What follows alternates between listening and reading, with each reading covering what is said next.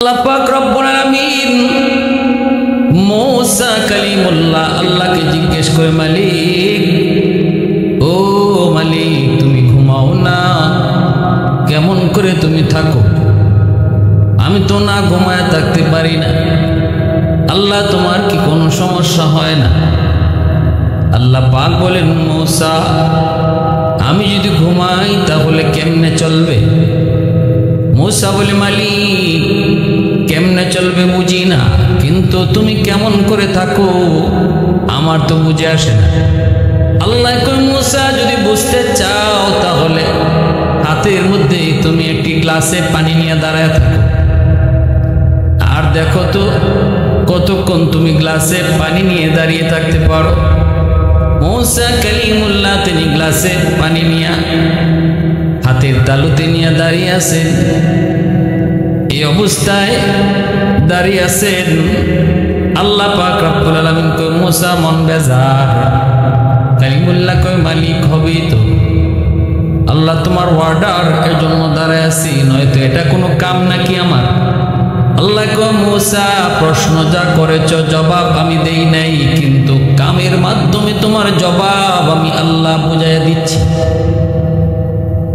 দাঁড়িয়ে আছেন পয়গম্বর, হঠাৎ করে তন্দ্রা ভাব এসে গেল, ঘুমের একটু ঝিমুনি ভাব আসলো। হাতের তালুতে রাখা গ্লাস ঠাস করে হাত থেকে পড়ে গেল। আল্লাহ পাক রব্বুল আলামিন কয়, মূসা এবার বুঝছো নি, একটা গ্লাস তোমার হাতের তালুতে তুমি রাখতে পারলা না, একটু ঝিমুনির কারণে, ঘুমের তন্দ্রা ভাব আসার কারণে হাতে রাখা গ্লাস তোমার হাত থেকে পরে ভেঙে গেল। এরে মূসা একটু বলো, এবার তুমি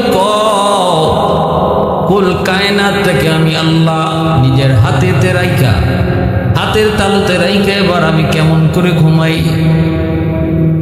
যদি একটু তন্দ্রা ভাব আসে তাহলে সৃষ্টি জগতের কি হবে? আল্লাহর পয়গম্বর মূসা কালিমুল্লাহ তিনি আল্লাহর সাথে একাধিকবার কথা বলেছেন। এরকম ভাবে তিনি অনেক সময় খোলাখুলি কথা বলতেন, কখনো কখনো কিছু উল্টাপাল্টা প্রশ্ন করতেন। মূসা কালিমুল্লাহ খুব রাগী মেজাজের একজন নবী ছিলেন। তাফসীরের কিতাবের মধ্যে এসেছে, গুসা যখন হইতো চুলগুলি খাড়ায় যাইত, মূসা নবীর গায়ের পশম পর্যন্ত খাড়ায় যাইত। এজন্য পশমগুলোকে থামায় রাখার জন্য তিনি এক ধরনের কাপড় আগে পরতেন, ওই কাপড়ের উপরে নিজের জামা পরতেন। এত মিজাজ গরম, এত গরম মিজাজের নবী একদিন আল্লাহকে বলেন, মালিক আমি যদি খোদা হইতাম, তুমি যদি বান্দা হইতা। আল্লাহ পাক কই, মূসা কি কইতে চাও? হুশ আসেনি? কই, মালিক একটা উদ্দেশ্য আছে। আল্লাহ, এটা তো হবে না, কিন্তু আমার জানার একটা উদ্দেশ্য আছে। আল্লাহ, আমি জানতে চাই, আমি মূসা যদি খোদা হইতাম আর তুমি খোদা যদি মূসা হইতা, তাহলে কি চাইতা আমার কাছে একটু কও।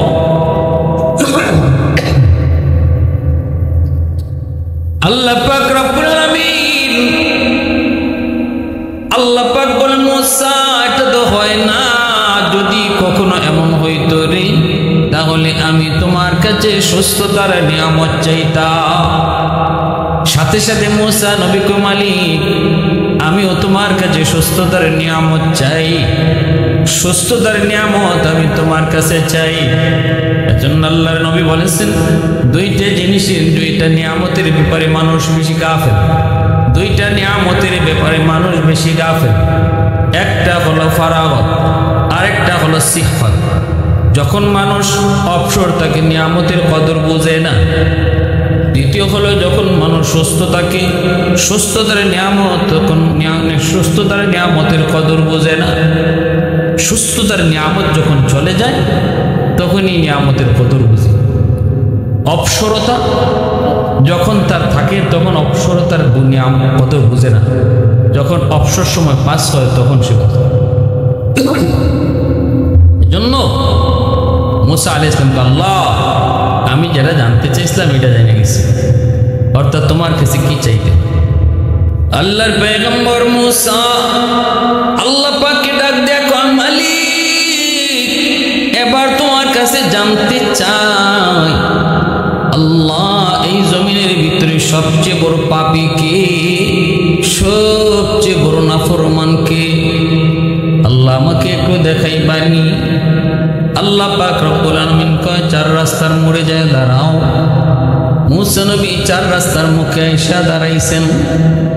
দেখতে পেলেন একটা লোক বাচ্চা কুলে নিয়া পাহাড়ের দিকে যায়, জঙ্গলের দিকে যায়। চেহারাটা দেখলেন, শুধু এতদূরে দেখলেন, আর কোনো কথা বললেন না। চিনে রাখলেন লোকটা এই জমিনের সবচেয়ে বড় নাফরমান, সবচেয়ে বড় পাপী। বিকাল বেলায় নবী কয়, মালিক পাপী তো দেখলাম, এবার তোমার একজন ওয়ালি কি, এই জমিনের সবচেয়ে বড় ওয়ালি, সবচেয়ে বড় আল্লাহওয়ালা কে দেখতে মন চায়। আল্লাহ বললেন, সকালে যেখানে দাঁড়াইছো ওখানে যায় দাঁড়াও। নবী সেখানে আবার আসলেন, ওখানে তিনি দাঁড়ায় থাকলেন। দেখেন ওই লোকটাই সকালবেলা, সে যে লোকটা দুনিয়ার সবচেয়ে বড় নাফরমান হয়ে গেছে, ওই লোকটাই বিকালে দুনিয়ার সবচেয়ে বড় ওলি হয়ে ফিরতেছে। আল্লাহর পয়গম্বর কয়, মালিক কিছুই বুঝি নাই গো। আল্লাহ সকালে যে ছিল নাফরমান, সে বিকালে হয়ে গেল বলি, কেমন করে হয় বুঝে তো আসে না। আল্লাহ পাক রব্বুল আলামিন কয়, মুসা যা বলেছ, যা দেখেছ সব ঠিক, আর আমি আল্লাহ যা বলেছি তাও ঠিক।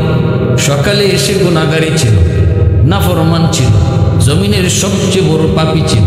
বিকাল বেলায় শেষ দুনিয়ার সবচেয়ে বড় ওলি হয়েছে। ঘটনাটা কি আল্লাহ বুঝাই দিলেন, আমার ওলি হওয়ার জন্য বছর লাগে না, আমি আল্লাহর ওলি হওয়ার জন্য মাস লাগে না, আমি আল্লাহর ওলি হওয়ার জন্য, আমার ওলি হওয়ার জন্য বছরের পর বছর লাগে না, সময় লাগে না। সময় লাগে দুনিয়ার সব কিছুতে, ব্যবসায় সময় লাগে, চাকুরিতে সময় লাগে, পড়াশোনায় সময় লাগে, ক্ষেত খামারিতে সময় লাগে, সব জায়গায় সময় লাগে। সময় ছাড়া কিছুই হয় না, হুটহাট কিছুই হয় না। কিন্তু সময় লাগে না শুধু এক কাজের, যুবক ওই কাজটা হলো, কেউ যদি আল্লাহর ওলি হতে চায় তাহলে সে অল্প সময়ের ভিতরেই আল্লাহর ওলি হতে পারে। সকালবেলা যেই মানুষটা ছিল দুনিয়ার সবচেয়ে বড় নাফরমান, বিকালবেলা শেষ দুনিয়ার সবচেয়ে বড় ওলি। আল্লাহর কাছে মুসা নবী জানতে চায়, আল্লাহ কয়, মুসা বাচ্চাটারে লইয়া তওবার নিয়তে সে পাহাড়ের উপরে যায় উঠছে। বাচ্চাটাই কয়, আব্বু পাহাড়টা এত বড়, এর চেয়ে বড় কিছু আছে নাকি? বাবা কয়, বাজান এর চেয়েও বড় হলো সাগর। আব্বা সাগরের চেয়েও বড়? কয় সাগরের চেয়েও বড় হলো জমিন। জমিনের চেয়েও বড়? কয় এর চেয়েও বড় হলো আসমান। বাবা আসমানের চেয়েও বড় কিছু আছে? বাবা তখন কান্দে আর কয়, বাজান আসমানের চেয়েও বড় হয়ে গেছে তোমার বাবার গুনাহ। এই বলে আর কান্দে, কয় সন্তানে কয়, আব্বু তুমি কান্দো কেন, তোমার গুনাহ বুঝি এত বড় এত বেশি? বলে হ বাবা গো, তোমার গুনার চেয়েও বড় কিছু আছে নাকি? তখনই সেই লোকটাই কয়, বাজান তোমার বাবার গুনার চেয়েও বড় হলো আমার আল্লাহর রহমত। আমার আল্লাহর রহমত গুনার চেয়েও অনেক বড়, অনেক বেশি। আজ পাহাড়ের উপরে তোমাকে নিয়ে এসেছি ওই রহমতের আশায়, কারণ আল্লাহ পাক বলেছে, قل يا عبادي الذين أسرفوا على أنفسهم لا تقنطوا من رحمة الله إن الله يغفر الذنوب جميعا إنه هو الغفور الرحيم. الحمد لمن قدر خيرا وخبالا. الحمد لمن قدر خيرا وخبالا. والشكر صور حسنا وجمالا فرد صمد عن صفة الخلق بريء رب أزلي خلق الخلق كمالا لا ضد ولا ند ولا حد لمولى لا ضد ولا ند ولا حد لمولى الآن كما كان ولم يلق زوالا الآن كما كان ولم يلق زوالا لا مثل ولا صور مثلا ونذيرا من قال سوى ذلك قد قال محالا من قال سوى ذلك قد قال محالا لا ولد ولا والد لا عم وخالا لا شبه ولا مثل ولا كفو لمولى لا شبه ولا مثل ولا كفو لمولى এজন্য আমার ভাইরা বন্ধুরা যুবক মূসা আলাইহিস সালাম কয় ও মালিক জানতে চাই কেমন করে লোকটা এত সহজে তোমার এত বড় ওলি হলো আল্লাহ কয় মূসা যখনই সে আমার রহমতকে সবচেয়ে বড় মনে কইরা আমি আল্লাহর কাছে কান্না শুরু করে দেয় তওবার নিয়তে কান্দে তার দুধের বাচ্চাটা কোলের বাচ্চাটা বাবার কান্না দেখে সেও কান্দে আমি আল্লাহর কাছে বাবার পক্ষ থেকে আমিন আমিন কয় কয় আল্লাহ তুমি মাফ করো আমার রহমতের দরিয়ায় জোশ মেরে উঠলো মুহূর্তের ভিতরে আমি আল্লাহ তার জীবনের সব গুনাহ মাফ করে এই পরিমাণ গুনাহ ছিল ওই পরিমাণ গুনাহকে নেকি বানায়া সবচেয়ে বড় ওলি বানিয়ে দিছি কারণ তওবার বৈশিষ্ট্য হলো তওবাকারী খাটি দিলে তওবা করার লগে লগে তার পিছনে যেই পরিমাণ গুনাহ থাকে রে যুবক ওই পরিমাণ গুনাহকে আল্লাহ সম পরিমাণ নেকি বানায় দেয় কারণ আল্লাহ ইল্লা মান তাবা ওয়া আমানা ওয়া আমিলা আমালান সালিহা ফাউলাইকা ইউবাদদিলুল্লাহু সাইয়্যাতিহিম হাসানাত ওয়া কানাল্লাহু গফুরার রাহিমা আল্লাহ পরিষ্কার বলেছেন আমি যাবতীয় গুনাহকে মুহূর্তের ভিতরে তওবার ওসিলায় নেকি বানাই মূসা আলাইহিস সালাম আল্লাহকে ডাক দিয়ে কয় মালিক কথা তো তোমার সাথে বলিয়ে দেখি না কিন্তু এবার তোমার সাথে শুধু কথা না অডিও কলে নয় ভিডিও কলে কথা বলতে চাই আল্লাহ পাক মূসা আমি আল্লাহর সাথে ভিডিও কলে কথা বলা যায় না কারণ লান তারানি এটা কোনোদিন সম্ভব নয় দেখতে পারবা না কারণ দুনিয়ার মানুষের চোখে আমি আল্লাহ এমন কোনো পাওয়ার দেই নাই যে পাওয়ারে আমাকে দেখে টিকতে পারে কিন্তু হ্যাঁ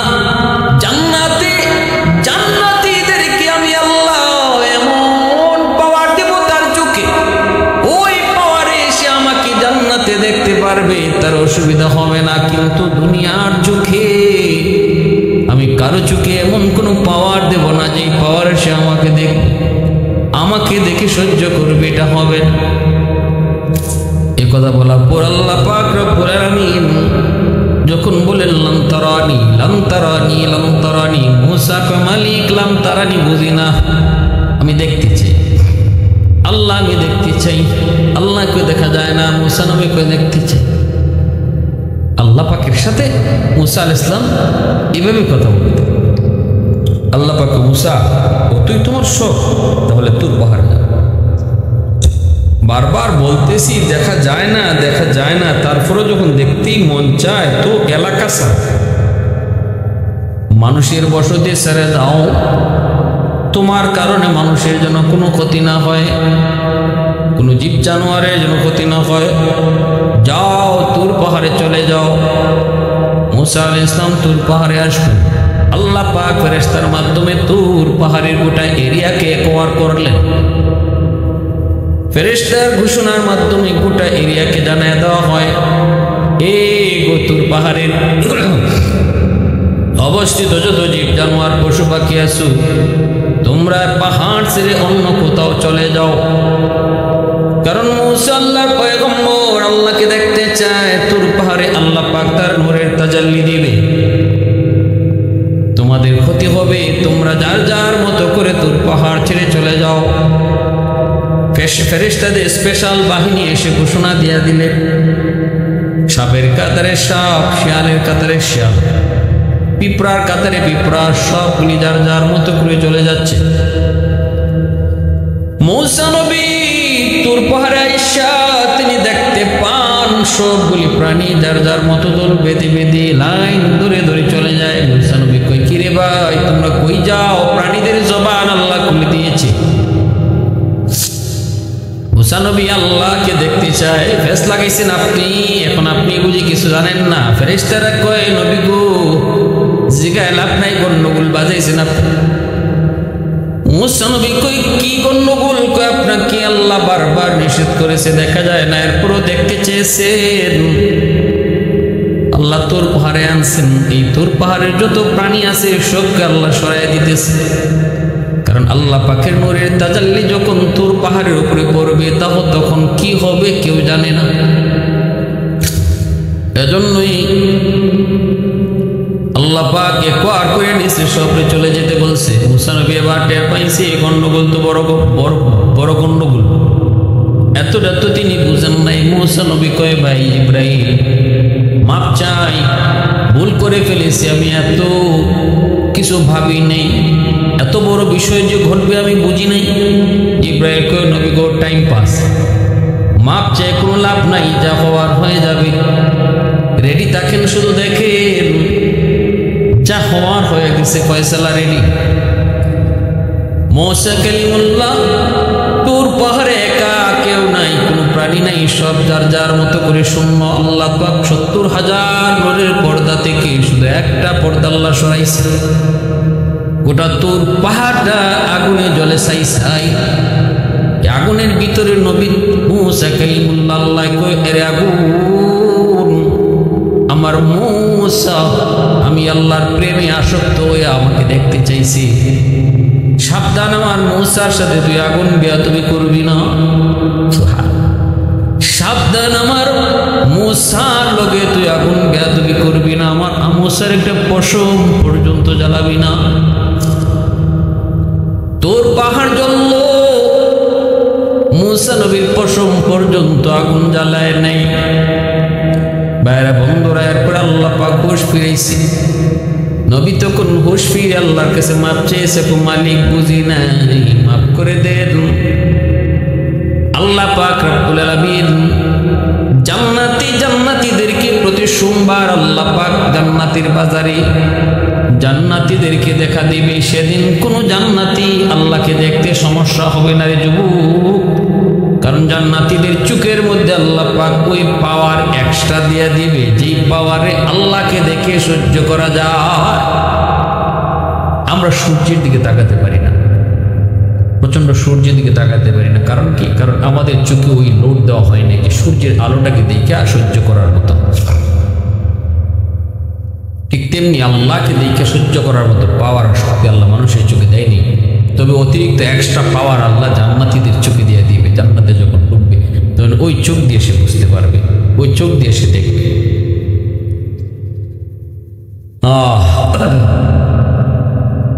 এজন্য মূসা আলাইহিস সালামকে কালিমুল্লাহ বলা হয়। মূসা আলাইহিস সালামকে কি বলা হয়? কালিমুল্লাহ। আল্লাহর সাথে ৪০০০ বারের চেয়ে বেশি যিনি আল্লাহর সাথে কথা বলছেন, সরাসরি কথা বলছেন মূসা আলাইহিস সালাম। কোরআনুল কারীমের ভিতরে যার অসংখ্য অগণিত জায়গায় যার ঘটনা আল্লাহ পাক বর্ণনা করেছেন।